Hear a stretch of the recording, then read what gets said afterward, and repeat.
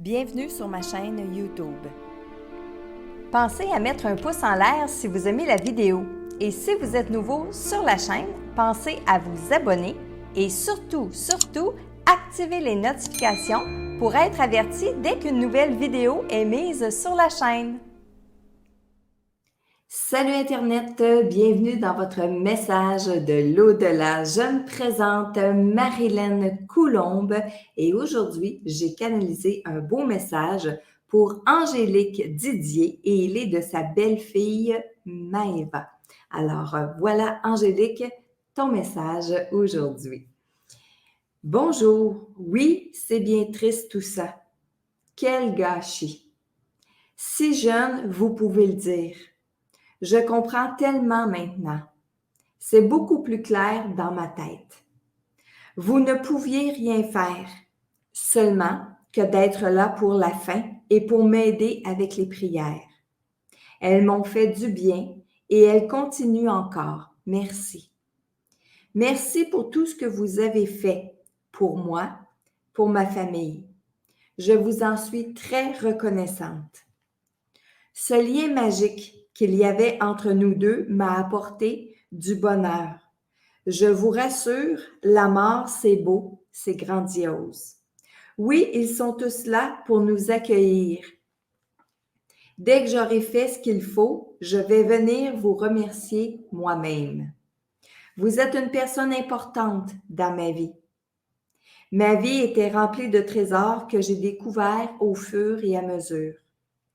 Qui sait? Nous reverrons-nous dans une prochaine vie. Je vous ai beaucoup aimé et vous m'avez beaucoup appris. Ne soyez pas trop dur avec vous-même, rire. Alors, voilà, Angélique, et si vous me permettez de faire des petits ajouts.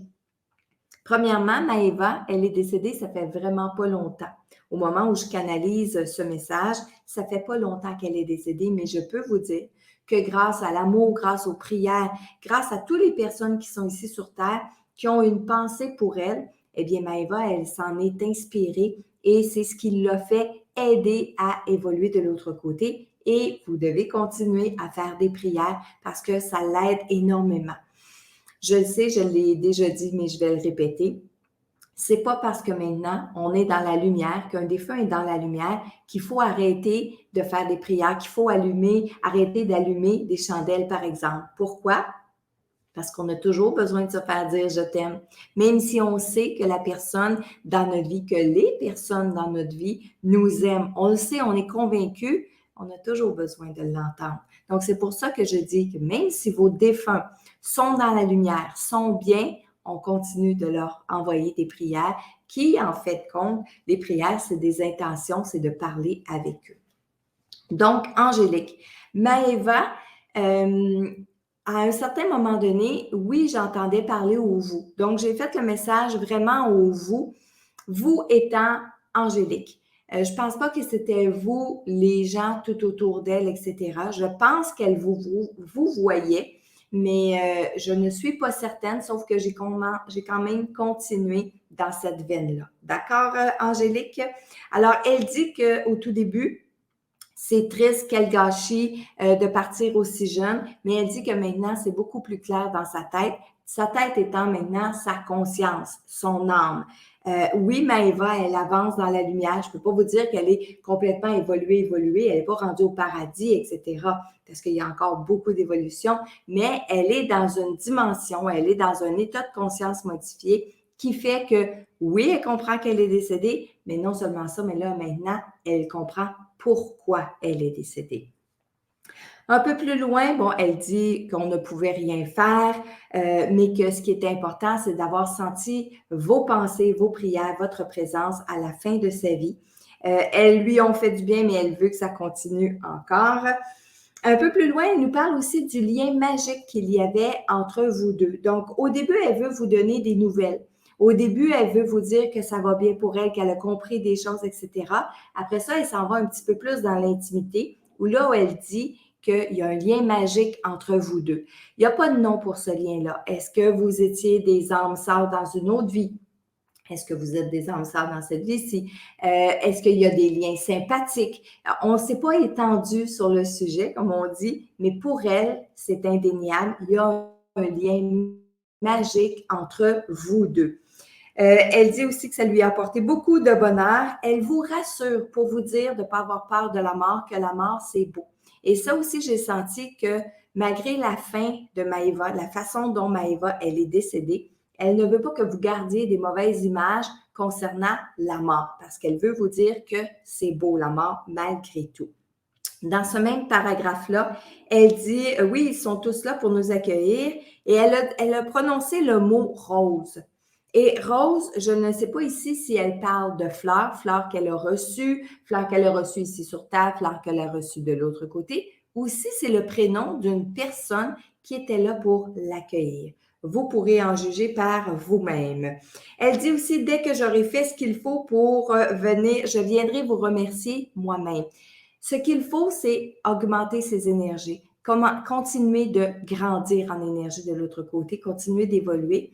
Et lorsqu'elle va avoir assez accumulé d'énergie, elle va elle-même venir vous remercier, c'est-à-dire soit dans vos rêves, soit avec un signe ou un coucou. Elle dit aussi que vous êtes une personne importante dans sa vie. Et regardez bien la tournure de la phrase. Elle n'a pas dit « vous avez été ». Elle dit « vous êtes une personne importante dans sa vie ». Alors, elle continue de garder un lien avec vous, même s'il y a mort du corps physique. Son âme est toujours là auprès de vous. Et à la toute fin, elle dit en riant « ne soyez pas trop dur avec vous-même ». Et ça, je pense que c'est un petit clin d'œil pour quelque chose qui est personnel entre vous deux ou une perception qu'elle avait de vous lorsqu'elle était ici sur Terre vivante. Alors voilà, le premier message aujourd'hui est pour Angélique Didier et il est de sa belle-fille Maëva. Maintenant que j'ai fait le premier message, je vous invite à aller chercher le webinaire gratuit qui est juste en lien ici sous ma vidéo et qui va être dans les commentaires aussi. Pourquoi ce webinaire gratuit? Bien, pour vous aider à mieux comprendre les messages des défunts autour de vous, à mieux saisir leur présence. Alors, allez vous inscrire, allez écouter ce webinaire-là. Vous allez pouvoir développer des bonnes techniques et des bonnes méthodes pour pouvoir prendre conscience de ce qui vous entoure. J'ouvre mon canal, j'ouvre mes antennes pour vous donner, pour vous offrir le deuxième message à un défunt, un ange gardien, un guide, un être de lumière. Donc, je me prépare. Un oncle Jean. Oncle Jean. Oncle Jean, ça ne fait pas si longtemps, qui est décédé dans la dernière année. Bon, le temps n'existe pas, mais je répète ce qu'il dit. Oncle Jean est décédé dans la dernière année.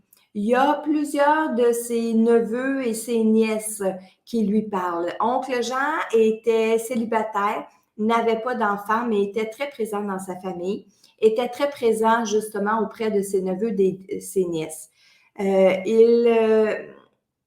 Ses neveux, ses nièces étaient grands quand oncle Jean est décédé, mais il me montre ses neveux, ses nièces plus jeunes où il va mettre la main sur la tête, il va ébouriffer les cheveux de ses neveux, ses nièces.